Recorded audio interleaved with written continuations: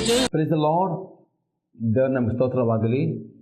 ಬಿಡುಗಡೆ ಸಂದೇಶ ಕಾರ್ಯಕ್ರಮಕ್ಕೆ ನಾನು ನಿಮ್ಮೆಲ್ಲರನ್ನು ಯೇಸು ನಮ್ಮನ್ನು ಸ್ವಾಗತಿಸ್ತೇನೆ. ಪ್ರಾರ್ಥನೆ ಮಾಡೋಣ. ಪರಲೋಕದಲ್ಲಿರುತ್ತದೆ ದೇವರೇ, ಯೇಸು ಕ್ರಿಸ್ತನ ನಾಮದಲ್ಲಿ ನಾವು ನಿನ್ನ ಪಾದ ಸನ್ನಿಧಾನಕ್ಕೆ ನಾವು ಬರುತ್ತೇವೆ. ನಿನ್ನ ವಾಕ್ಯಗಳನ್ನು ಧ್ಯಾನ ಮಾಡೋದಕ್ಕೋಸ್ಕರವಾಗಿ ಇನ್ನ ವಾಕ್ಯಗಳನ್ನ ಪವಿತ್ರಾತ್ಮನಲ್ಲಿ ಅಭಿಷೇಕಿಸು. ಪವಿತ್ರಾತ್ಮನೇ, ನಾನು ನಿನ್ನನ್ನು ಸ್ವಾಗತಿಸ್ತೇನೆ. ನಮ್ಮ ಒಳ್ಳೆಯ ಬೋಧಕನಾಗಿದ್ಕೊಂಡು ಈ ವಾಕ್ಯದ ಮುಖಾಂತರ ನಿನ್ನ ಜನ ಸಂಗಡ ಮಾತನಾಡು. ಪವಿತ್ರಾತ್ಮನೇ, ಈ ವಾಕ್ಯ ಕೇಳುವ ಪ್ರತಿಯೊಬ್ಬರ ಆತ್ಮಕ್ಕೆ ಜೀವವನ್ನು, ಪ್ರೋತ್ಸಾಹವನ್ನು, ಭಕ್ತಿಯ ಅಭಿವೃದ್ಧಿಯನ್ನು ಮತ್ತು ಬಿಡುಗಡೆಯನ್ನು ಉಂಟು ಮಾಡಿ ನಾನು ಬೇಡಿಕೊಳ್ತೇನೆ ಯೇಸು ಕ್ರಿಸ್ತನ ನಾಮದಲ್ಲಿ, ಆಮೇನ್. ಇವತ್ತು ನಾವು ಧ್ಯಾನ ಮಾಡ್ತೇವೆ ಕೀರ್ತನೆ 3ನೇ ಅಧ್ಯಾಯದಲ್ಲಿ 1ರಿಂದ 4 ವಾಕ್ಯಗಳು. ಸಾಮ್ ಚಾಪ್ಟರ್ 3 ವರ್ಸ್ 1 to 4. ಯೆಹೋವನೇ, ನನ್ನ ವಿರೋಧಿಗಳು ಎಷ್ಟೋ ಹೆಚ್ಚಾಗಿದ್ದಾರೆ, ನನಗೆ ವೈರಿಗಳಾಗಿ ನಿಂತವರು ಬಹಳ ಮಂದಿ. ಅನೇಕರು ನನ್ನ ವಿಷಯದಲ್ಲಿ ಅವನಿಗೆ ದೇವರಿಂದ ಸಹಾಯ ಆಗುವುದೇ ಇಲ್ಲವೆಂದು ಹೇಳಿಕೊಳ್ಳುತ್ತಾರೆ. ಆದರೆ ಯೆಹೋವನೇ, ನಿನ್ನನ್ನು ಕಾಯುವ ಗುರಾಣಿ, ನಿನ್ನನ್ನು ಗೌರವಕ್ಕೆ ಆಧಾರನು, ನನ್ನ ತಲೆಯನ್ನು ಎತ್ತುವಂತೆ ಮಾಡುವವನು ಆಗಿದೆ. ನಾನು ಯೆಹೋವನಿಗೆ ಮೊರೆಯಿಡುವಾಗ ಆತನು ತನ್ನ ಪರಿಶುದ್ಧ ಪರ್ವತದಿಂದ ಸದುತ್ತರವನ್ನು ಅನುಗ್ರಹಿಸ್ತಾನೆ. ಇಲ್ಲಿ ದಾವೀದನು ಇಲ್ಲಿ ಹೇಳ್ತಾನೆಂದರೆ, ನನಗೆ ವಿರೋಧಿಗಳು ಅನೇಕ ಮಂದಿ ಇರುವಾಗ ಅವ್ರು ಹೇಳ್ತಾರೆ, ನನಗೆ ಆ ವಿರೋಧಿಗಳು ಇವನಿಗೆ ದೇವರ ಸಹಾಯ ಆಗುವುದಿಲ್ಲ ಹೇಳಿಕೊಳ್ಳುತ್ತಾರೆ. ಹಾಗಾದರೆ ಪ್ರಯುಕ್ತ ನೋಡ್ತೀವಿ, ಇವತ್ತು ಒಬ್ಬ ವಿಶ್ವಾಸದಿಂದ ಒಬ್ಬ ವ್ಯಕ್ತಿಯು ಯೇಸು ಕ್ರಿಸ್ತನ ನಂಬಿಕೆಟ್ಟ ದಿನದಿಂದ ಅವನಿಗೆ ದೇವರ ವಾಕ್ಯ ಹೊಸಬಡುತ್ತದೆ. ಅವನಿಗೆ ಸೈತಾನನು ಅವನಿಗೆ ವಿರೋಧಿಯಾಗಿದ್ದಾನೆ ಎಂಬುದಾಗಿ, ಈ ಲೋಕವು ಅವನಿಗೆ ವಿರೋಧಿಯಾಗಿದೆ. ಅದರಲ್ಲಿ ಅಪ್ಪಸ್ತಲ ಪೌಲನು ಹೇಳ್ತಾನೆ, ಪ್ರತಿಯೊಬ್ಬ ಮಕ್ಕಳಿಂದ ಯಾರು ಯೇಸು ನಂಬಿಕೆ ಅವರೆಲ್ಲರಿಗೂ ಸೈತಾನ ಒಬ್ಬ ವಿರೋಧಿ ಇದ್ದಾನೆ. ಆ ವಿರೋಧಿ ಒಟ್ಟಿಗೆ ಅವ್ರು ಯುದ್ಧ ಮಾಡಬೇಕು ಎಂಬುದಾಗಿ ದೇವರ ವಾಕ್ಯ ನೋಡ್ತೇವೆ. ಈಗ ಅಲ್ಲಿ ನಾವು ದಾವೀದನೇ ಆ ವಿರೋಧಿಗಳು ಆಗ್ಬೋದು. ಸೈತಾನನು ಮನುಷ್ಯನ ಮುಖಾಂತರ ಮಾತನಾಡಬಹುದು, ಯಾರ ಮುಖಾಂತರ ಆತನು ಕಾರ್ಯ ಮಾಡುವುದು. ಅವ್ರು ಹೇಳ್ತಾರೆ, ನಿನಗೆ ದೇವರ ಸಹಾಯ ಆಗುವುದಿಲ್ಲ ಎಂಬುದು ಅವನು ನಿಂದಿಸ್ತಾರೆ. ಹಾಗಾದರೆ ಇವತ್ತು ದೇವರ ಆತ್ಮನಲ್ಲಿ ಅನೇಕರು ಈ ಸನ್ನಿಕರು ಅನೇಕರು ನೀವು ಅನೇಕ ಕಷ್ಟದಲ್ಲಿ, ಸಮಸ್ಯೆಯಲ್ಲಿ, ಸಾಲದಲ್ಲಿ ಹಾದು ಹೋಗ್ತಾ ಇದ್ದೀರಿ. ಇವತ್ತು ನಿಮ್ಮ ಮನಸ್ಸು ಫಸ್ಟ್ ಇರ್ತದೆ, ದೇವರು ನನಗೆ ಸಹಾಯ ಮಾಡೋದಿಲ್ಲ, ದೇವರನ್ನ ಕೈ ಬಿಟ್ಟಿದ್ದಾನೆ ಎಂಬುದಾಗಿ ಅನೇಕ ಅಂದುಕೊಂಡು ಅನೇಕ ತಮ್ಮ ಮನಸ್ಸಲ್ಲಿ ಸೋತು ಹೋಗಿದ್ದೀರಿ. ಇವತ್ತು ಅನೇಕ ತಮ್ಮ ಮನಸ್ಸಲ್ಲಿ ಬೇಸತ್ತು ಹೋಗಿದ್ದಾರೆ. ಈಗಿನ ಪರಿಸ್ಥಿತಿ ನೋಡುವಾಗ ದಿನದಿಂದ ಆರ್ಥಿಕ ಮಟ್ಟ ಕುಸಿದು ಹೋಗ್ತದೆ, ದಿನದಿಂದ ಬಿಸ್ನೆಸ್ ಕುದ್ದು ಹೋಗ್ತದೆ. ಈ ರೀತಿ ಅನೇಕ ಸಾಲದಲ್ಲಿ ಬಿದ್ದವರು ನೀವು ದಿಕ್ಕು ಕಾಣದೆ ತುಂಬ ರೀತಿಯಲ್ಲಿ ಮಾನಸಿಕವಾಗಿ ಕುಂದಿ ಹೋಗಿದ್ದೀರಿ. ದೇವರ ಆತ್ಮ ಹೇಳ್ತಾನೆ, ಕುಂದಿ ಹೋಗಬೇಡ್ರಿ, ದೇವರು ನಿಮಗೆ ಸಹಾಯ ಮಾಡ್ತಾರೆ. ಎಂದಿಗೂ ನಿಮ್ಮ ಮನಸ್ಸಿನಲ್ಲಿ ಸಹಿತ ಹಾಕುವ ನಕಾರಾತ್ಮಕ ಸ್ವರ ಕಿವಿ ಕೊಡಬೇಡ್ರಿ. ನೀವು ಹೇಳಬೇಕು, ನನಗೆ ದೇವರ ಸಹಾಯ ಮಾಡುತ್ತಾನೆ. ಹೇಗೆ ದೇವರು ನಿಮಗೆ ಸಹಾಯ ಮಾಡಿದೆ, ಹೇಗೆ ದೇವರು ಸಹಾಯ ಮಾಡಿದೆ, ಯಾವ ರೀತಿ ಸಹಾಯ ಓದಕ್ಕೆ ಏನು ಮಾಡಬೇಕು ಅಂತ ನಾವು ಕೆಲವು ವಾಕ್ಯ ನೋಡೋದ್ರೆ, ಮೊದಲನೇ ಸಂಗತಿ ನೋಡ್ತೇವೆ, ದೇವರು ನಮಗೆ ಸಹಾಯಕನು ಆಗಿದ್ದಾನೆ. ನಾವು ನೋಡುವ ಕೀರ್ತನೆ 121ನೇ ಕೀರ್ತನೆಯಲ್ಲಿ 1 ಮತ್ತು 2ನೇ ವಾಕ್ಯ. 121ನೇ ಕೀರ್ತನೆ ಸಾಮ್ 121 ವರ್ಸ್ 1 and 2 ವರ್ಸ್. ನಾನು ಕಣ್ಣೆತ್ತಿ ಪರ್ವತ ಕಡೆಗೆ ನೋಡುತ್ತೇನೆ, ನನ್ನ ಸಹಾಯವು ಎಲ್ಲಿಂದ ಬರುವುದು? ಭೂಮಿ ಆಕಾಶಗಳನ್ನು ನಿರ್ಮಿಸಿದ ಇವನಿಂದಲೇ ನನ್ನ ಸಹಾಯ ಬರುತ್ತದೆ. ಅತಿ ಸ್ಪಷ್ಟವಾಗಿ ನೀವು ಅರ್ಥ ಮಾಡಿಕೊಳ್ಳಬೇಕು. ಯೇಸು ನಂಬಿಕೆಟ್ಟವರು ನೀವು ದೇವರ ಮಕ್ಕಳಾಗಿದ್ದೀರಿ. ದೇವರು ನಿಮ್ಮ ತಂದೆಯಾಗಿದ್ದಾನೆ ಮತ್ತು ನೀವು ನಂಬಿಕೆ ಬಿಟ್ಟು ನಿಮ್ಮ ತಂದೆ ಪರಲೋಕದಲ್ಲಿ ಸಿಂಹಾಸನರೂಢನಾಗಿದ್ದಾನೆ. ಆತನ ಬಲೆಗಳಲ್ಲಿ ಯೇಸು ಕ್ರಿಸ್ತ ಇದ್ದಾನೆ. ನೀವು ಯಾವ ಪರಿಸ್ಥಿತಿಯನ್ನು, ಯಾವ ಸಮಸ್ಯೆಯನ್ನು, ಯಾವ ಸಾಲು ನೋಡಿದೆ ನೀವು ಪರಲೋಕವನ್ನು ನೋಡಬೇಕಾಗಿದೆ. ದಿನಾಲು ನೀವು ದೇವರ ಹತ್ರ ಪ್ರಾರ್ಥನೆ ಮಾಡಬೇಕು.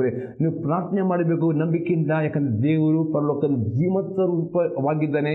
ನೀವು ಆತನ ಹತ್ರ ಯೇಸು ಕ್ರಿಸ್ತನಲ್ಲಿ ನೀವು ಬೇಡುತ್ತಾರೆ, ನಿಮ್ಮ ಪ್ರಾರ್ಥನೆ ಕೊಟ್ಟೇ ಕೊಡುತ್ತಾರೆ ಎಂಬುದಾಗಿ ಯೋಹನ ಬರೆದ ಸುವಾರ್ತೆ 16ನೇ ಅಧ್ಯಾಯದಲ್ಲಿ 23-24 ವಾಕ್ಯ. ಜಾನ್ ಗಾಸ್ಪಲ್ ಚಾಪ್ಟರ್ 16 23-24ನಲ್ಲಿ ಯೇಸು ಹೇಳ್ತಾನೆ, ನೀವು ನನ್ನ ಹೆಸರು ಏನು ಬೇಡಿಕೊಳ್ಳಿರಿ, ನಿಮಗೆ ದೊರೆಯುವುದು, ಆಗ ನಿಮ್ಮ ಆನಂದವು ಪರಿಪೂರ್ಣವಾಗುವುದು. ಹಾಗಾದರೆ ನಿಮ್ಮೆಲ್ಲ ಚಿಂತೆ ಭಾರಗಳು ನೀವು ದೇವರ ಹತ್ರ ಯೇಸು ಬೇಡುವರಬೇಕು. ಬೇಡಿದ ನಂತರ ನೀವು ದೇವರಿಗೆ ನಮಗೆ ಸ್ತುತಿ ಸ್ತೋತ್ರವನ್ನು ಮಾಡುವರಬೇಕು.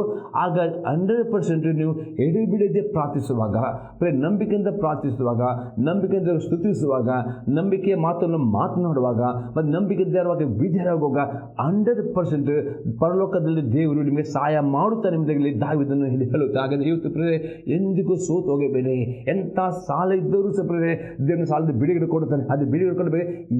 ಹೇಗೆ ಮತ್ತೆ ನಾನು ಈ ವಾಕ್ಯ ತಿಳಿಸಿದ್ರೆ ಈ ವಾಕ್ಯ ಸರಿಯಾಗಿ ಕೇಳಿಕೊಳ್ಳಿರಿ, ಸರಿಯಾಗಿ ಅರ್ಥ ಮಾಡಿಕೊಳ್ಳಿರಿ ಮತ್ತು ವಿಧೇಯರಾಗಿರಿ. ನೀವು ಹಾಗೆ ಹೇಳ್ತೀರಿ, ದೇವರು ನನಗೆ ಸಹಾಯ ಮಾಡಿದ್ದಾನೆ, ದೇವರನ್ನು ಬಿಡುಗಡೆ ಕೊಟ್ಟಿದ್ದಾನೆ ಎಂಬುದಾಗಿ. ಇನ್ನೊಂದು ವಾಕ್ಯ ನೋಡ್ತೇವೆ, ಐಜಯ ಪ್ರವಾದನೆ ಪುಸ್ತಕ 41ನೇ ಅಧ್ಯಾಯದಲ್ಲಿ 10ನೇ ವಾಕ್ಯ. ಐಜಯ ಚಾಪ್ಟರ್ 41 verse 10.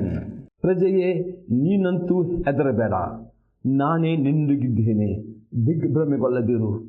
ನಾನಿನ್ನ ದೇವರು, ನನ್ನನ್ನು ಬಲಪಡಿಸ್ತೇನೆ, ಹೌದು ನಿನಗೆ ಸಹಾಯ ಕೊಡುತ್ತೇನೆ, ನನ್ನ ಧರ್ಮದ ಬಲಗೆ ನಿನಗೆ ಆಧಾರ ಮಾಡುತ್ತೇನೆ. ಎಷ್ಟು ಒಳ್ಳೆಯಾಗಿ ದೇವರಲ್ಲಿ ಮಾತಾಡ್ತಾನೆ. ಅಂದರೆ ನೀನಂತೂ ಹೆದರಬೇಡ. ಎಂದಿಗೂ ನೆನಪಿಟ್ಟುಕೊಂಡಿದ್ದಾರೆ, ವಾಕ್ಯ ಸತ್ಯವಾಗಿದೆ. ದೇವರು ಎಂದಿಗೂ ಸುಳ್ಳಾಡುವುದಿಲ್ಲ. ಆದಿಯಲ್ಲಿ ವಾಕ್ಯವಿತ್ತು, ಆ ವಾಕ್ಯ ದೇವರು, ಆ ವಾಕ್ಯವೇ ಯೇಸು ಕ್ರಿಸ್ತವಾದರೆ, ಈ ವಾಕ್ಯ ಯೇಸು ಕ್ರಿಸ್ತವಾದರೆ. ಈ ವಾಕ್ಯದಲ್ಲಿ ಎಲ್ಲಿ ಅಂತ ದೇವರೇ, ನೀನಂತೂ ಹೆದರಬೇಡ, ನಾನೇ ನಿನ್ನೊಂದಿಗಿದ್ದೇನೆ, ದಿಗ್ಭ್ರಮೆಗೊಳ್ಳದಿರು.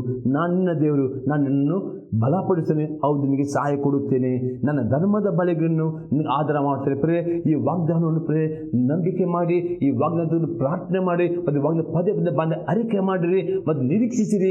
ಈ ವಾಕ್ಯದ ಪ್ರಕಾರ ಪ್ರಾರ್ಥನೆ ಮಾಡುವಾಗ 100% ದೇವರು ನಿಮಗೆ ಸಹಾಯ ಮಾಡ್ತಾನೆ, ಆತ್ಮ ಬಲಪಡಿಸ್ತಾನೆ, ಎಂದಿಗೂ ಹೆದರಬೇಡಿ. ಇನ್ನೊಂದು ವಾಕ್ಯ ನೋಡ್ತೇವೆ, ಐಜಯ ಪ್ರವಾದನೆ ಪುಸ್ತಕ 50ನೇ ಅಧ್ಯಾಯದಲ್ಲಿ 9ನೇ ವಾಕ್ಯ. ಐಜಯ ಚಾಪ್ಟರ್ 50 verse 9. ಆ ಕರ್ತನಾದ ಯೆಹೋವನು ನನಗೆ ಸಹಾಯ ಮಾಡುವನು, ನನ್ನನ್ನು ಅಪರಾಧಿಯಿಂದ ನಿರ್ಣಯಿಸುವವನು ಯಾರು? ಈಗೋ ಅವರೆಲ್ಲರೂ ವಸ್ತ್ರದಂತೆ ಜೀರ್ಣವಾಗುವರು, ಅವರು ನುಸಿಯು ತಿಂದು ಬಿಡುವುದು. ಎಲ್ಲಿ ಅಜಾಪ್ರವರ್ತನೆ ನೀವು ಹೇಳಬೇಕು ಪ್ರಿಯರೇ, ಆ ಕಷ್ಟದ ಮೇಲೆ ಕರ್ತನ ದೇವರು ನನ್ನ ಸಹಾಯ ಮಾಡಿ. ಎಂದಿಗೂ ಪ್ರಿಯರೇ ನಿಮ್ಮ ಭರವಸೆ ಯಾವ ಮನುಷ್ಯನ ಮೇಲೆ ಇಡಬಾರದು. ನಿಮ್ಮ ಭರವಸೆ ಪರಲೋಕದಲ್ಲಿ ಸಿಂಹಾಸನ ದೇವರ ಮೇಲೆ ಇಡಬೇಕು. ಆತನ ತಂದೆಯಾಗಿದ್ದ ನೀವು ಭಾವಿಸುವವರಾಗಬೇಕು ಪ್ರಿಯರೇ. ನೀವು ಹೇಳಬೇಕು, ನನ್ನ ದೇವರು ಜೀವಂತವಾಗಿದ್ದಾನೆ, ನನ್ನ ದೇವರಲ್ಲಿ ಸಹಾಯ ಮಾಡುತ್ತಾನೆ, ನನ್ನನ್ನು ಅಪರಾಧಿ ನಿಲ್ಲಿಸಬಾರೆ. ಯಾವ ಸೈತಾನನಾಗಲಿ ನಿಮಗೆ ಅಪರಾಧ ನಿಲ್ಲಿಸಲಿಕ್ಕೆ ಆಗುವುದು. ಯಾಕಂದರೆ ನಿಮ್ಮ ನಂಬಿಕೆ ದೇವರ ಮೇಲೆ ಇರುವುದರೆ ನಿಮ್ಮ ದೇವರು ಜೀವಂತವಾಗಿದ್ದಾನೆ. ಆ ದೇವರ ನಂಬಿಕೆ ಇಡುವ ಎಂದಿಗೂ ಕೈ ಬಿಡುವುದು. ಅದಕ್ಕೆ ನಾವು ನೋಡ್ತೇವೆ, ಇವರಿಗೆ ಪತ್ರಿಕೆ 11ನೇ ಅಧ್ಯಾಯದಲ್ಲಿ 6ನೇ ವಾಕ್ಯ. ಇಬ್ರಿಯರು ಚಾಪ್ಟರ್ 11 verse 6 ಅಲ್ಲಿ ಹೇಳ್ತದೆ, ನಂಬಿಕೆ ಇಲ್ಲದೆ ದೇವರನ್ನು ಮೆಚ್ಚಿಸುವುದು ಅಸಾಧ್ಯ. ದೇವರ ಬಳಿಗೆ ಬರುವವನು ದೇವರು ಇದ್ದಾನೆ ಮತ್ತು ತನ್ನನ್ನು ಹುಡುಕುವವರಿಗೆ ಪ್ರತಿಫಲವನ್ನು ಕೊಡುತ್ತಾನೆ ನಂಬುದು ಅವಶ್ಯ. ಹಾಗಾದರೆ ದೇವರು ಇದ್ದಾನೆ ನಂಬಬೇಕು. ಆ ನಂಬಿಕೆಯಿಂದ ದೇವರ ಮುಖವನ್ನು ನೋಡಬೇಕು, ಪ್ರಾರ್ಥನೆ ಮಾಡಬೇಕು. ಆಗ ದೇವರು ನಿಮ್ಮ ನಂಬಿಕೆ ತಕ್ಕ ಹಾಗೆ ಫಲ ಕೊಡುತ್ತಾನೆ ಎಂಬುದಾಗಿ ಅಪೊಸ್ತಲನು ಹೇಳ್ತಾನೆ. ಇಲ್ಲಿ ಅಜಪ್ರವರ್ತನೆ, ನನ್ನನ್ನು ಅಪರಾಧಿಯಿಂದ ನಿಲ್ಲಿಸಲು ಯಾರು? ದೇವರು ನಿಮಗೆ ಸಹಾಯ ಮಾಡ್ತಾನೆ. ಯಾವ ಸೈತಾನಿಗೂ ಯಾರಿಗೂ ನಿಮಗೆ ಅಪರಾಧಿ ಎಂದು ಎನಿಸಲಿಕ್ಕೆ ಕೊಡಬೇಡ್ರಿ. ಸಾಲಗಾರರ ಮುಂದೆ ನೀವು ಸೋತು ಹೋಗಿಬಿಡ್ರಿ. ನೀವು ಹೇಳಿರಿ, ನನ್ನ ಸಾಲವನ್ನು ತೀರಿಸ್ತೇನೆ ಎಂದು ಹೇಳಿರಿ. ಯಾಕೆ ದೇವರು ನಿಮಗೆ ಸಹಾಯ ಮಾಡುವನು ಆಗಿದ್ದಾನೆ. ಈಗ ನೋಡ್ತೇವೆ, ಇನ್ನೊಂದು ವಾಕ್ಯ ನೋಡ್ತೇವೆ, ಇಬ್ರಿಯವರಿಗೆ ಬರೆದ ಪತ್ರಿಕೆ 13ನೇ ಅಧ್ಯಾಯದಲ್ಲಿ 6ನೇ ವಾಕ್ಯ. ಇಬ್ರಿಯು ಚಾಪ್ಟರ್ 13 verse 6.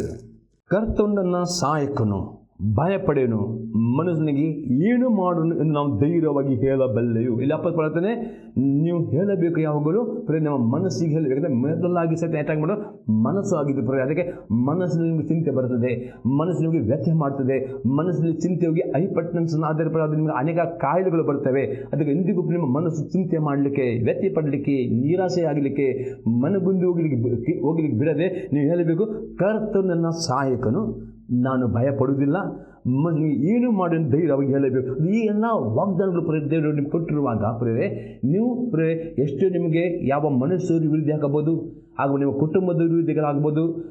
ಸೈತಾನು ಅವರ ಮುಖ ನಿಮಗೆ ನಾನಾ ರೀತಿಯ ಕೆಟ್ಟ ಮಾತುಗಳನ್ನು ಹೇಳಿಕೊಂಡು ನಿಮಗೆ ನಿರಾಸೆಗೊಳಪಡಿಸಬಹುದು. ನಿಮಗೆ ದೇವರು ಕೈ ಬಿಟ್ಟಿದ್ದಾನೆ ಹೇಳಬಹುದು, ದೇವರು ಸಹಾಯ ಮಾಡೋದಿಲ್ಲ ಹೇಳ್ಬೋದು. ಇದೆಲ್ಲ ನಕಾರಾತ್ಮಕ ಮಾತು ಕೇಳಲಿಕ್ಕೆ ಸಿಗಬಹುದು. ಅದೆಲ್ಲ ಮಾತಿಗೆ ಕಿವಿ ಕೊಡದೆ ಈ ವಾಗ್ದಾನವನ್ನು ಪ್ರಾರ್ಥನೆ ಮಾಡಬೇಕು, ಈ ವಾಗ್ದಾನ ಅರಿಕೆ ಮಾಡಬೇಕು. ಜಾಸ್ತಿ ಈ ವಾಗ್ದಾನ ನಿಮ್ಮ ಜೊತೆಯಲ್ಲಿ ಕಾರ್ಯವಾಗಿಕೊಂಡು ನಿಮಗೆ ಅನೇಕರು ಆರ್ಥಿಕ ಕ್ಷೇತ್ರದಲ್ಲಿ ನೀವು ಅನೇಕರು ಸಾಲದಲ್ಲಿ ಇದ್ದೀರಿ ಎಂದು ನನಗೆ ತೋರಿಸ್ತಾ ಇದ್ದಾನೆ. ಅನೇಕರು ಆರ್ಥಿಕ ಬಡತನದಲ್ಲಿ ಇದ್ದೀರಿ ನನಗೆ ತೋರಿಸ್ತಾ ಇದ್ದಾನೆ. ಅಂದರೆ ಅದು ಈ ಬಡತನ, ಕೊರತೆ, ಸಾಲ ಎಂಬ ಶಾಪದಿಂದ ಬಿಡಿರೊಂದಬೇಕಾದರೆ ಹೇಗೆ ಸಾಧ್ಯ? ಅಲ್ಲಿ ಈ ವಾಗ್ದಾನವನ್ನು ಪ್ರಾರ್ಥನೆ ಮಾಡೋದು ಮಾತ್ರ ಅಲ್ಲ, ಕೆಲವು ಕಂಡೀಷನ್ ಉಂಟು. ಆ ಕಂಡೀಷನ್ಗೆ ನೀವು ಇದರ ಹೋಗಿದರೆ 100% ವಾಗ್ದಾನ ನಿಮ್ಮ ಸತ್ಯವಾಗ್ತದೆ. ಇನ್ನು ದಿನ ಎಕ್ಸಾಂಪಲ್ ನಾವು ನೋಡ್ತೇವೆ. 2ನೇ ಕೊರಿಂಥಿಯದವರಿಗೆ ಪತ್ರಿಕೆ 9ನೇ ಅಧ್ಯಾಯದಲ್ಲಿ 9 ರಿಂದ 11 ವಾಕ್ಯ. 2 Corinthians 9 ವರ್ಸ್ 9-11. 2 ಕೊರಿಂಥದವರಿಗೆ ಬರೆದ ಪತ್ರಿಕೆ 9ನೇ ಅಧ್ಯಾಯದಲ್ಲಿ 9-11 ವಾಕ್ಯ.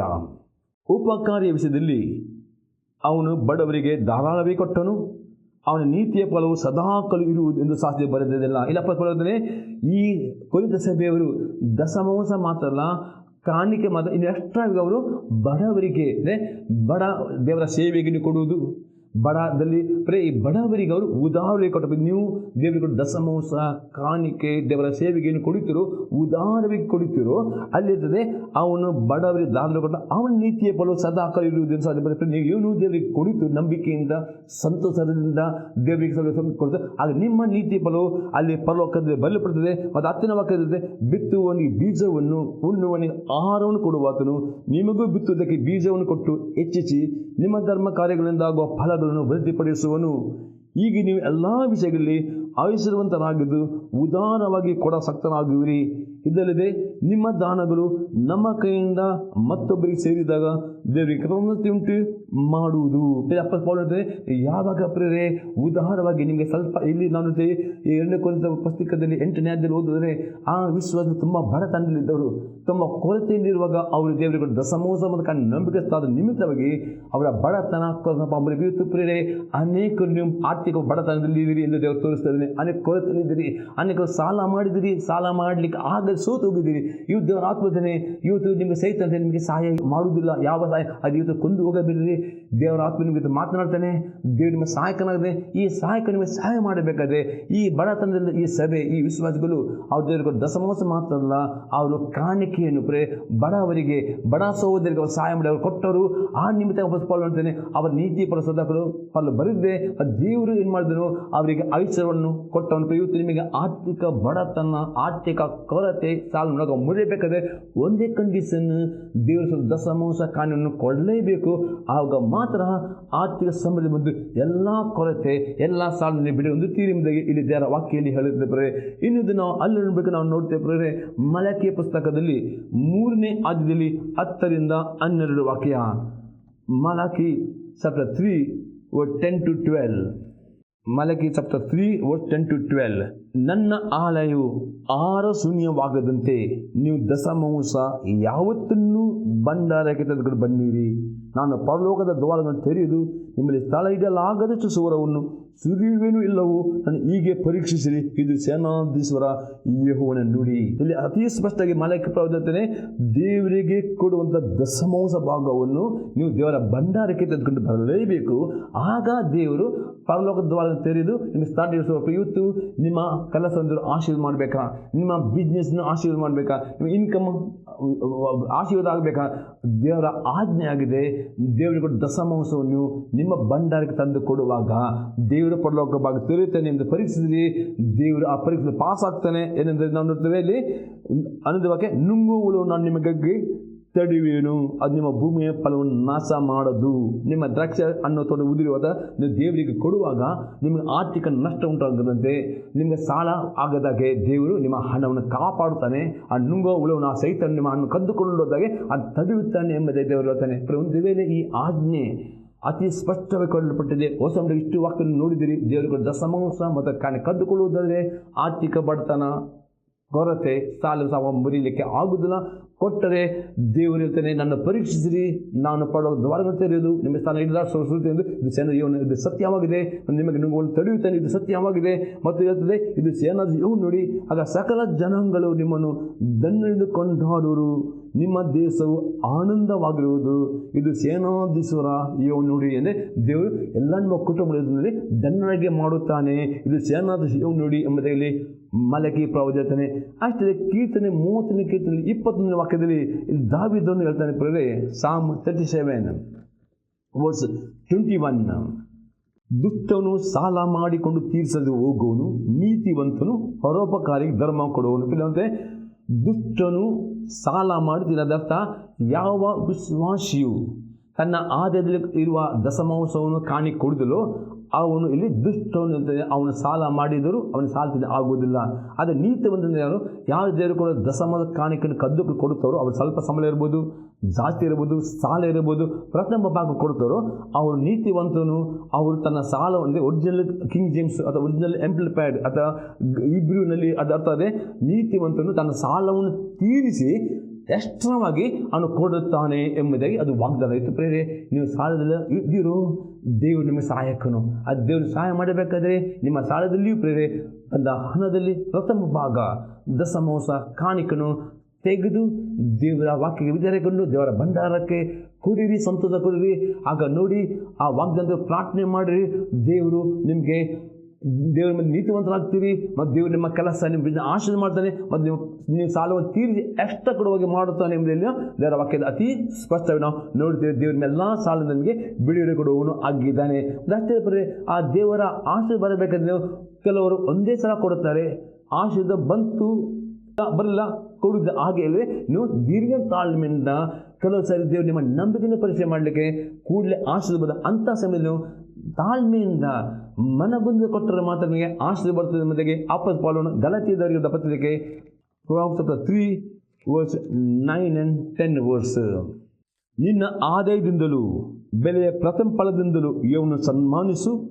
ಹೀಗೆ ಮಾಡಿದರೆ ನಿನ್ನ ಕಣ್ಣುಗಳು ಸಮೃದ್ಧಿಯಿಂದ ತುಂಬುವು, ತೊಟ್ಟಿಗೆ ದ್ರಾಕ್ಷ ತುಂಬಿ ತುಳುಕುವುದು. ಇಲ್ಲಿ ಪುನಃ ಸೊಲ್ಮತನೆ ಪಡೆದರೆ ನಿನ್ನ ಆದಾಯದಿಂದಲೂ ಅಂದರೆ ಪ್ರಥಮ ಬೆಲೆ ಪ್ರಥಮ ಫಲ. ಅದರ್ಥ ನಿಮಗೆ ಎಷ್ಟು ಸಂಬಳ ಬರ್ತದೋ ಆ ಸಂಬಳ ಪ್ರಥಮ ಫಲ ಅಂದರೆ ನಿಮ್ಮ ಸಂಬಳ ಬರುವಾಗ ಅದನ್ನು ನೀವು ನಿಮ್ಮ ಸಾಲ ಎಲ್ಲ ಮೊದಲು ಪ್ರಥಮ ಸಂಬಳ ಬಂದ ಕೂಡಲೇ ಪ್ರಥಮವಾಗಿ ಪಡೆದರೆ ದಶಮಾಂಶವನ್ನು ಕಾಣಿಕೆಯನ್ನು ತೆಗೆದು ದೇವರಿಗೆ ಸನ್ಮಾನಿಸುವವರಾಗಬೇಕು. ಅಂದರೆ ನಿನ್ನ ಆದಾಯದಿಂದಲೂ ಬೆಲೆಯ ಪ್ರಥಮ ಫಲದಿಂದಲೂ ಇವನು ಸನ್ಮಾನಿಸು.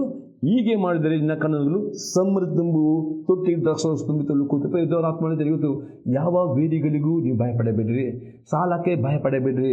ದೇವರು ಸಾಲದಿಂದ ಬಿಡುಗಡೆ ಕೊಡುವವನಾಗಿದ್ದಾನೆ. ಅದೇ ಬಿಡುಗಡೆ ಬೇಕಾದರೆ ದೇವರಿಗೆ ಕೊಡುವ ದಶಮಾಂಶವನ್ನು ಪ್ರಥಮವಾಗಿ ತೆಗೆದು ಅದನ್ನು ಕದ್ದಿಟ್ಟುಕೊಳ್ಳದೆ ಪ್ರಾರ್ಥನೆ ಪೂರ್ವಕವಾಗಿ ಸಂತೋಷದಿಂದ ನಂಬಿಕೆಯಿಂದ ದೇವರಿಗೆ ಕೊಡುವುದಾದರೆ ದೇವರು ಸನ್ಮಾನಿಸಿದರೆ ದೇವರ್ತಾನೆ ನಿಮ್ಮ ಕನಸುಗಳು, ನಿಮ್ಮ ಕೆಲಸದಲ್ಲಿ ಆಶೀರ್ವಾದ, ನಿಮ್ಮ ಬಿಸ್ನೆಸ್ ದೇವರು ಆಶೀರ್ವಾದ ಮಾಡ್ತಾನೆ. ನಿಮ್ಮ ಬಿಸ್ನೆಸ್ ಒಂದು ಬಂದಾದರೂ ಇನ್ನೊಂದು ಬಾಗಿಲು ಓಪನ್ ಮಾಡಿ ಈ ರೀತಿ ದೇವರು ನಿಮಗೆ ಆರ್ಥಿಕ ಸಮೃದ್ಧಿ ಕೊಡುತ್ತಾನೆ. ಅಷ್ಟೇ ಆ ಸಮೃದ್ಧಿಯಿಂದ ಎಲ್ಲ ಸಾಲವನ್ನು ತೀರಿಸಲಿಕ್ಕೆ ಸಹಾಯ ಮಾಡುತ್ತಾನೆ ಎಂಬುದಾಗಿ ಸೊಲೊಮೋನನು ಹೇಳುತ್ತಾನೆ. ಲಾಸ್ಟ್ ಇನ್ನೊಂದು ವಾಕ್ಯ ನೋಡ್ತೇವೆ, ಯೇಸು ಕ್ರಿಸ್ತನು ಹೇಳ್ತಾನೆ. ಲೂಕನ ಬರೆದ ಸುವಾರ್ತೆ 6ನೇ ಅಧ್ಯಾಯದಲ್ಲಿ 38ನೇ ವಾಕ್ಯ. ಲೂಕ್ ಗಾಸ್ಪಲ್ 6:38 ಕೊಡಿರಿ ಆಗ ನಿಮಗೆ ಕೊಡುವರು, ಜಡಿದು ಅಲ್ಲಾಡಿಸಿ ಹೊರ ಚೆಲ್ಲುವ ಹಾಗೆ ತುಂಬ ಅಳತೆಯನ್ನು ಅಳೆದು ನಿಮ್ಮ ಸೆರಗಿಗೆ ಹಾಕುವರು, ನೀವು ಅಳೆಯುವ ಅಳತೆಯಿಂದಲೇ ನಿಮಗೆ ಅಳೆಯುವರು ಅಂದನು. ಯೇಸು ಕ್ರಿಸ್ತ ಅತಿ ಸ್ಪಷ್ಟದಲ್ಲಿ ಕೊಡಿರಿ ಎಂದರೆ ನೀವು ಸಂತೋಷವಾಗಿ ಕೊಟ್ಟರೆ ಇಲ್ಲಂದರೆ ನಿಮಗೆ ವಾಪಸ್ ದೇವರಿಂದ ದೇವರು ಎಂದಿಗೂ ನಿಮ್ಮ ಋಣ ಇಟ್ಟುಕೊಳ್ಳುವುದಿಲ್ಲ. ದೇವರು ಒಳ್ಳೆಯವನಾಗಿದೆ. ಆ ದೇವರು ಕೊಡು ಏನು ಕೊಡುವುದು? ದೇವರ ದಶಮಾಂಶ, ಕಾಣಿಕೆ, ಪರೋಪಕಾರ, ದಾನ ಏನು ದೇವರ ಆತ್ಮದೇ ದೇವರ ವಿದ್ಯಾರ್ಥಿಗೆ ಕೊಡುವುದಾದರೆ ನಿಮಗೆ ವಾಪಸ್ ಕೊಡುತ್ತದೆ. ಏಕೆಂದರೆ ಜಡಿದು ಅಲ್ಲಾಡಿಸಿ ಹೊರ ಚೆಲ್ಲುವ ಹಾಗೆ ತುಂಬ ಅಳತೆ ಅಳಿದು ಅಂದರೆ ನೀವು ಎಷ್ಟು ಅಳತೆ ಮಾಡಿ ಕೊಡೋದು ಅಷ್ಟೇ ನಿಮಗೆ ಅಳತೆ ಮಾಡಿ ಕೊಡುತ್ತಾನೆ ಎಂಬುದರ ಮತ್ತು ನೀವು ಅಳೆಯುವ ಅಳತೆಯಿಂದಲೇ ನಿಮಗೆ ಅಳೆಯುವರು ಎಂದರ್ಥ. ನೀವು ಎಷ್ಟು ಅಳತೆ ಮಾಡಿ ನೀವು ಕೊಡುತ್ತೀರೋ ಅದೇ ರೀತಿಯಲ್ಲಿ ದೇವರು ಮನಸ್ಸಿನ ಮುಖಾಂತರವಾಗಿ ನಿಮ್ಮ ಕೆಲಸದ ಧ್ವನಿಯ ಮುಖಾಂತರವಾಗಿ ನಿಮ್ಮ ಬೀಜ ಮುಖ ಅಷ್ಟೇ ಅಳತೆ ವಾಪಸ್ ಆಗದೆ. ದೇವರು ನಿಮಗೆ ಸಹಾಯಕನ ಆಗಬೇಕಾದರೆ ಒಂದು ಆಗಿದೆ, ನೀವು ನಂಬಬೇಕು. ದೇವರು ಜೀವನ ದೇವರಾಗಿದ್ದಾನೆ, ನಿಮ್ಮ ತಂದೆ ಆಗಿದ್ದಾನೆ, ಪರಲೋಕದಲ್ಲಿ ಸಿಂಹಾಸನವಾಗಿದ್ದಾನೆ, 20 ಗಂಟೆ ಆತನಲ್ಲಿ ಇದ್ದಾನೆ. ಪ್ರೇರೆ ಆತ ಬಲ್ಲಿ ಯೇಸು ಕ್ರಿಸ್ತ ಇದ್ದಾನೆ. ನೀವು ಅದನ್ನ ಒಟ್ಟಿಗೆ ನೀವು ಪ್ರಾರ್ಥನೆ ಮಾಡಬೇಕು. ದೇವ ನಿನ್ನ ವಾಗ್ದಾನ ತೆಗೆದು ಪ್ರಾರ್ಥನೆ ಮಾಡಬೇಕು. ದೇವರ ವಾಗ್ದಾನಕ್ಕೆ ಪ್ರಾರ್ಥನೆ ಮಾಡುವಂಥ ಕೊಟ್ಟೆ ಕೊಡುವನಾಗಿದ್ದಾನೆ. ನಿಮ್ಮ ವಾಗ್ದಾನ ಬಾಯಿಂದ ಮಾತನಾಡ್ತಾ ಇರಬೇಕು. ಅಷ್ಟೇ ವಾಗ್ದಾನ ಕೆಲವು ಕಂಡೀಷನ್ ಉಂಟು ಪ್ರೇರೆ. ಈಗ ಆರ್ಥಿಕ ನಿಮಗೆ ಸಹಾಯ ಬೇಕಾದ್ರೆ ಬರೀ ವಾಗ್ದಾನ ಪ್ರಾರ್ಥನೆ ಮಾಡಿದ್ರೆ ಸಾಕಾಗುವುದಿಲ್ಲ. ದೇವರ ಆಜ್ಞೆ ಉಂಟು ಪ್ರೇರೆ. ದೇವರೇ ದಶಮಾಂಶ ಕಾಣಿಕೆಯನ್ನು ಕೊಡಿರಿ ಎಂದು ಯೇಸು ಕ್ರಿಸ್ತ ನೀವು ಕೊಟ್ಟರೆ ದೇವರೇ ನಾನು ನಿಮಗೆ ಕೊಡುತ್ತೀನಿ. ಕೊಡದಿದ್ದರೆ ದೇವರು ಕೊಡಲಿಕ್ಕೆ ಮತ್ತು ಎಷ್ಟು ನೀವು ಕೊಡುತ್ತೀರಿ ಅದಕ್ಕೆ ಅಪೊಸ್ತಲ ಪೌಲನು ಸ್ವಲ್ಪವಾಗಿ ಬಿತ್ತಿದ್ದೀರಿ, ಸ್ವಲ್ಪವಾಗಿ ಕೊಯ್ತೀರಿ. ಹೆಚ್ಚು ಬಿತ್ತಿದ ನಂಬಿಕೆಯಿಂದ ಅಷ್ಟು ನಿಮಗೆ ಹೆಚ್ಚು ಹೆಚ್ಚಿದ್ರೆ ಕೊಡುತ್ತಾನೆ. ಆ ಕೊಡುವಾಗ ಪ್ರಿಯರೇ ನಿಮಗೆ ಸಮೃದ್ಧಿ ಬರ್ತದೆ, ನಿಮ್ಮ ಸಂಬಳ ಜಾಸ್ತಿ ಆಗ್ತದೆ, ನಿಮಗೆ ಆಗ ಎಲ್ಲ ಸಾಲವನ್ನು ತೀರಿಸಲಿಕ್ಕೆ ಸಾಧ್ಯ. ಮತ್ತು ಸಾಲ ತೀರಿಸಿದ ನಂತರ ಪುನಃ ಸಾಲಕ್ಕೆ ಹಾಕಬೇಕು. ಯಾಕಂದರೆ ಸಾಲ ಎಂಬ ದೊಡ್ಡ ಬಂಧನವಿದೆ. ಅನೇಕರು ಸಾಲ ಎಂಬ ಬಂಧನಲ್ಲಿ ಬಿದ್ದಿದ್ದೀರಿ. ದೇವರ ಆತ್ಮ ಹೇಳ್ತಾನೆ, ಸಾಲ ಎಂಬ ಬಂದು ಹೊರಗೆ ಬನ್ನಿರಿ ಮತ್ತು ಬಂಧನದಿಂದ ಪುನಃ ಸಾಲಕ್ಕೆ ಕೈ ಹಾಕಬೇಡಿರಿ. ಯಾಕಂದರೆ ನಿಮಗೆ ದೇವರ ಚಿತ್ತವಲ್ಲ, ದೇವರ ಮಕ್ಕಳ ಸಾಲದ ಬಂಧನ ದೇವರ ಚಿತ್ತವಲ್ಲ. ದೇವರ ಮಕ್ಕಳು ಆರ್ಥಿಕ ಸಮೃದ್ಧಿ ಉಳ್ಳವರಾಕೊಂಡು ಯಾವ ಸಾಲ ಇಲ್ಲದೆ ನೀವು ಇನ್ನೊಬ್ಬರಿಗೆ ಕೊಡುವವರು ಆಗಬೇಕು ವಿನ ಸಾಲಗಾರರು ಆಗಬಾರ್ದು. ದೇವರ ಆಶೀರ್ವಾದ ಹೊಂದಿಕೊಳ್ಳಿರಿ. ದೇವರು ಸತ್ಯವಂತನಾಗಿದ್ದಾನೆ. ಎಂದಿಗೂ ನಿಮ್ಮ ಮುಂದೆ ಬರೋ ಕೆಟ್ಟ ಆಲೋಚನೆ, ನಿಮ್ಮ ಮುಂದೆ ಬರೋ ನಕಾರಾತ್ಮಕ ನಿರಾಸೆಗೆ ಅದು ಯಾರು ನಿಮ್ಮನ್ನು ಪ್ರೇರೆ ನಿಮಗೆ ಟೀಕಿಸಿಕೊಂಡು ನಿಮ್ಮ ಮನಸ್ಸು ಕುಂದು ಹೋಗಲಿ ಬಿಡಬೇಡ್ರಿ. ಇವತ್ತು ಈ ವಾಕ್ಯದ ಮುಖ ನಿಮ್ಮ ಮನಸ್ಸು ಬಲಪಡಿಸಿರಿ ಮತ್ತು ಹೇಳಿರಿ, ಕರ್ತನು ನನ್ನ ಸಹಾಯಕನು, ನಾನು ಭಯಪಡೇನು. ದೇವರು ನನಗೆ ಸಹಾಯ ಮಾಡುವನಾಗಿದ್ದಾರೆ, ನಾನು ಭಯಪಡುವುದಿಲ್ಲ. ಆತ ನನ್ನ ಬಲ 100% ಇದ್ದಾರೆ. ವಾಕ್ಯ ಸತ್ಯವಾಗಿದೆ. ನೀವು ಪ್ರಾರ್ಥನೆ ಮಾಡುವುದಾರೆ, ವಿಧೇಯರಾಗುವುದಾರೆ, ದೇವರು ಹೇಳ್ತಾನೆ, ದೇವರು ನನಗೆ ಸಹಾಯ ಮಾಡುವನಾಗಿ, ಎಂದಿಗೂ ಭಯಪಡಿರಿ. ಈ ವಾಕ್ಯವು ನಿಮ್ಮ ಜೀವನ ಆಗುವುದರೆ ನಿಮ್ಮ ಅಭಿವೃದ್ಧಿ ತಿಳಿಸಿರಿ. ನಿಮ್ಮ ಪ್ರಾರ್ಥನೆ ಕೃಷ್ಣ ನಮ್ಮ ಪ್ರಾರ್ಥನೆ ಮಾಡ್ತಾರೆ ಮತ್ತು ಈ ಆಸೆ ಹೊಂದಿಕೊಳ್ಳಿರಿ. ಇವತ್ತು ದೇವರು ನಿಮ್ಮ ಎಲ್ಲ ಸಾಲೆಯಿಂದ, ಎಲ್ಲ ಆರ್ಥಿಕ ಮುಗ್ಗಟ್ಟಿಂದ ಎಲ್ಲ ಬಿಡುಗಡೆ ಕೊಡುತ್ತಿದ್ದಾರೆ ಹೇಳುವಾಗಿದೆ. ದೇವರ ಸ್ತೋತ್ರವಾಗಲಿ. ಪ್ರಾರ್ಥನೆ ಮಾಡೋಣ. ಪರಲೋಕದಲ್ಲಿ ತಂದೆ ದೇವರೇ, ಯೇಸು ಕ್ರಿಸ್ತನ ನಾಮದಲ್ಲಿ ಸ್ತೋತ್ರದಿಂದ ಕೊಂಡಾಡ್ತೇನೆ. ದೇವಸ್ಥಾನಗಳು ಪ್ರತಿಯೊಬ್ಬರು ದೇವ ಎಲ್ಲ ಆರ್ಥಿಕ ಬಡತನ, ಎಲ್ಲ ಆರ್ಥಿಕ ಕೊರತೆ, ಎಲ್ಲ ಸಾಲಿನಿಂದ ನಿನ್ನ ಮಕ್ಕಳನ್ನು ದೇವ ಪರಿಪೂರ್ಣ ಬಿಡುಗಡೆ ಮಾಡಬೇಕು ದೇವ. ನಮ್ಮ ಮಕ್ಕಳು ಇನ್ನು ಯಾವ ರೀತಿಯ ಕೊರತೆಯಲ್ಲಿ ಇರದೆ, ಯಾರು ಬಡತನದಲ್ಲಿರದೆ, ಯಾರು ಸಾಲದಲ್ಲಿರದೆ, ಸ್ವತಂತ್ರವಾಗಿ ದೇವ ಸಾಲ ರಹಿತ ಜೀವಿಸಿದರೆ ನಿನ್ನ ಮಕ್ಕಳನ್ನು ಆಶೀರ್ವದಿಸುವ. ಯಾಕೆ ನಿನ್ನ ವಾಕ್ಯ ನೀನು ಸತ್ಯವಂತನಾಗಿದ್ದೀವ, ನೀನು ಸಹಾಯಕನ ದೇವ. ನಿನ್ನ ಮಕ್ಕಳಿಗೆ ನೀನು ಸಹಾಯ ಮಾಡೋಣಾಗಿದೆ. ಈ ನಂಬಿಕೆ ನಿನ್ನ ಮಕ್ಕಳಿಗೆ ಕೊಟ್ಟು ಈ ಸಲ ಪ್ರತಿಯೊಬ್ಬರು ನಿನ್ನಿಂದ ಸಹಾಯ ಹೊಂದುವಂತೆ, ಆಶೆ ಹೊಂದುವಂತೆ, ಬಿಡು ಹೊಂದುವಂತೆ ಕೃಪೆಯನ್ನು ಕೊಡಬೇಕು ಬೇಡಿಕೊಳ್ತೇನೆ ಯೇಸು ಕ್ರಿಸ್ತನ ನಾಮದಲ್ಲಿ. ಆಮೇನ್.